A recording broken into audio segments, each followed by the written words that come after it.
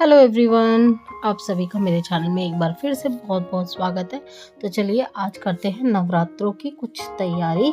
तो जिसके लिए ले लिया है मैंने ये दूधी यानी कि घिया, इसको आप कुछ भी कह सकते हैं। और इससे बनाएंगे बहुत ही अच्छी सी एक रेसिपी। और उसके साथ ही मैंने बनाया था यहाँ पर रायता घी का। और उसके साथ ही मैंने ये घी लेके आई थी नवरात्रों के लिए।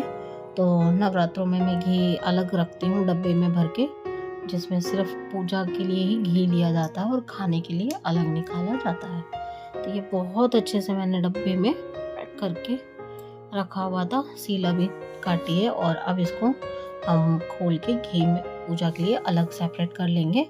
कुछ घी मैंने घर में भी बना कर रखा हुआ था, तो उसको भी पूजा में यूज़ कर लेंगे। जैसे प्रसाद वगैरह बनता है जो हलवा वगैरह, उसमें काम आ जाएगा, या फिर जोत वगैरह जलाने के।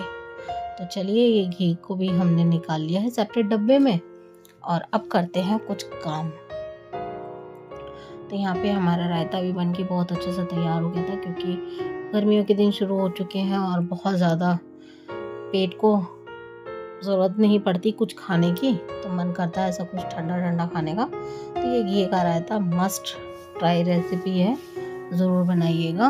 और ये खाने में भी बहुत अच्छा लगता है। और एक बार आप इसको सुबह खा लेंगे तो पूरे दिन आपका पेट फुलफिल रहेगा, आपको कुछ और खाने का मन ही नहीं करेगा। तो घी का रायता मैं कुछ इस तरीके से ही बनाती हूँ, और ठंडा ठंडा ये बहुत अच्छा लगता है खाने में। और ये मैंने बनाया था छाछ के साथ में। तो छाछ के साथ में यानी कि मट्ठे के साथ में तो ये बहुत ही टेस्टी लगता है, दही के साथ में भी अच्छा लगता है। पर मैंने ये इस तरीके से बनाकर तैयार करा था छाछ का रायता।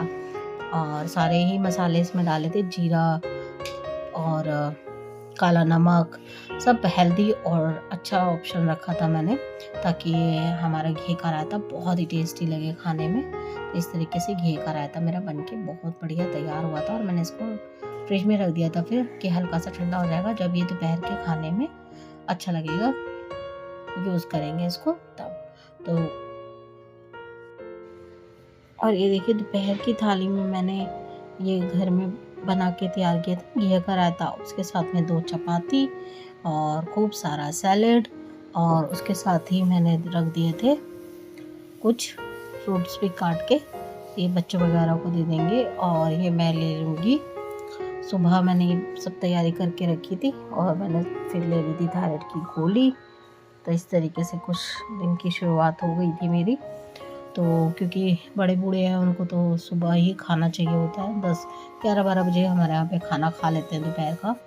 और ये मैंने कुछ अदरक मंगाई थी, इसका बनाया था पाउडर। इसको अच्छे से धो के बढ़िया से सुखा लिया था, और फिर इसके पतले पतले एकदम स्लाइसेस करके, और फिर उसके सुखा के मैंने इसका पाउडर बना कर रखा था।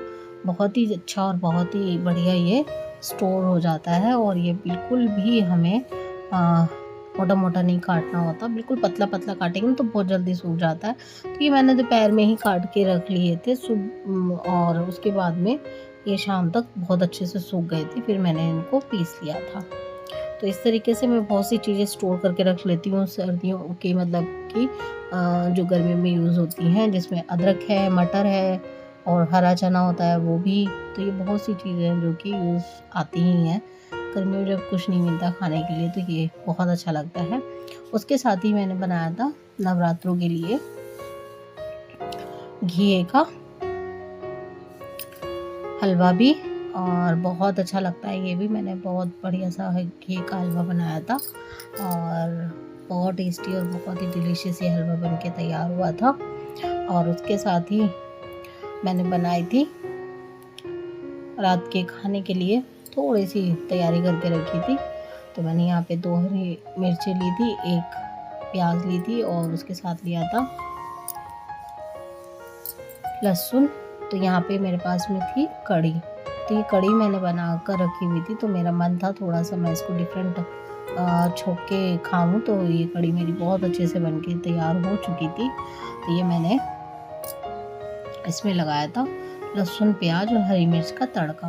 वैसे तो मैंने इसमें तड़का लगा ही दिया था, पर मेरा ऊपर से तड़का लगाने का मन था, तो मैंने इसलिए इसको घी में ही फ्राई करके सभी चीज़ों को ऐड कर दिया था। तो यहाँ पे मैंने ये प्याज डाल दी है और उसके साथ ही मैंने लहसुन और लाल मिर्ची भी इसमें अच्छे से डाल दी थी ताकि चटपटा सा बने। और साथ ही लगाया था आटा।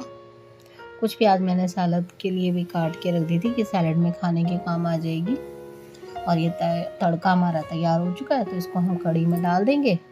साथ ही मैंने बनाए थे थोड़ी सी स्टीम राइस भी, क्योंकि कढ़ी हो तो चावल ना हो तो ऐसा तो हो नहीं सकता। तो ये बहुत अच्छा और बहुत ही टेस्टी रहता है और हेल्दी भी रहता है।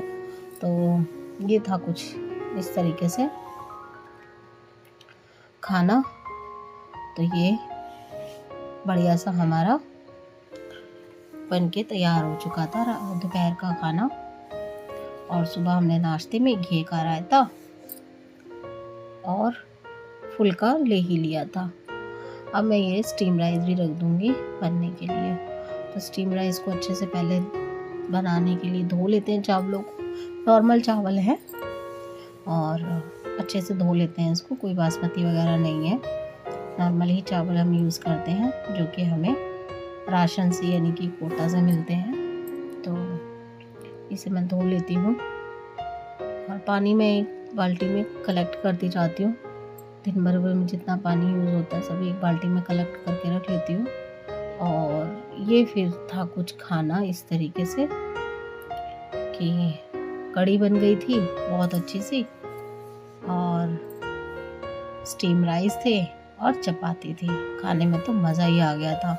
और जो ऊपर से फ्लेवर आया था ना, इसका टेस्ट आया था तड़के का, वो तो अद्भुत था। ठीक है, मैंने एक चपाती ले ली है, कुछ प्याज ले लिए और थोड़े से ले लिए चावल।